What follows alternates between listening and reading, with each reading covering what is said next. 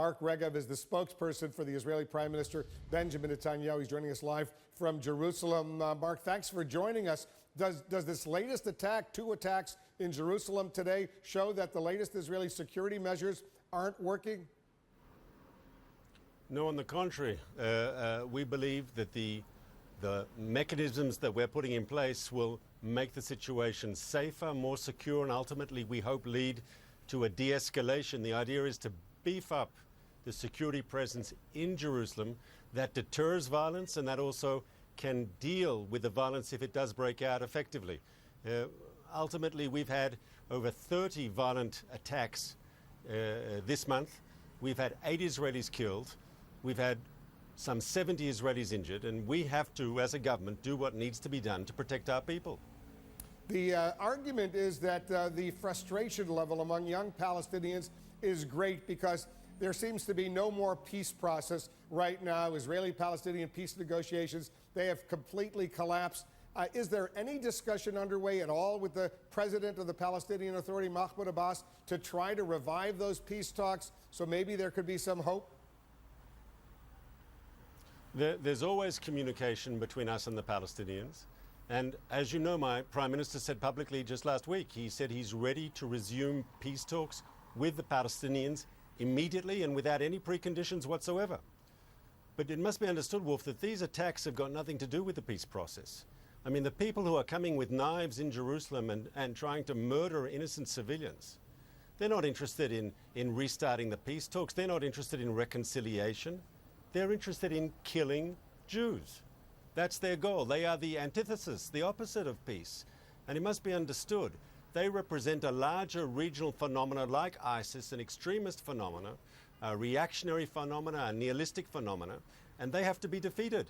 And the pity is, and the failure here is of the Palestinian leadership, which has refused to condemn these attacks, has refused to disassociate itself from these attacks, whose leadership has been praising some of these brutal terrorists. They must be held accountable. So what are you going to do about it? Well, we're encouraging foreign governments, and I'll say it now on CNN, if the Palestinian Authority wants to be considered a responsible partner in peace, it's time they stood up and unequivocally condemned this sort of terrorism. You can't go around the world saying you want peace and reconciliation, but when this sort of brutal knife attacks happen, not one, not two, but as I said, we've had more than 30 such attacks. When these sort of attacks happen, you expect moderate leadership to stand up and condemn these attacks. Yet until today, we've not heard anything from the Palestinian government, and I think governments around the world should be holding the Palestinian leadership accountable. Do you want the Secretary of State, John Kerry, to come over there and talk to the Israelis and to the Palestinians to see if he can help? Because there's word, as you well know, that he's thinking about that. Well, the Secretary of State is always a welcome guest in Israel. We've had many conversations with him, and including recently. But ultimately, we believe for this current wave of terror to de-escalate, first of all, we have to take the steps that we need to take to protect our people, and beefing up the security presence in Jerusalem and in other parts of Israel is crucial in that effort. And at the same time, the Palestinian Authority finally has to stand up to the plate and condemn terrorism. We need Palestinian leadership to show responsible behavior. They cannot be praising these sort of attacks. That the Islamists are doing so, that Hamas is doing so, we understand.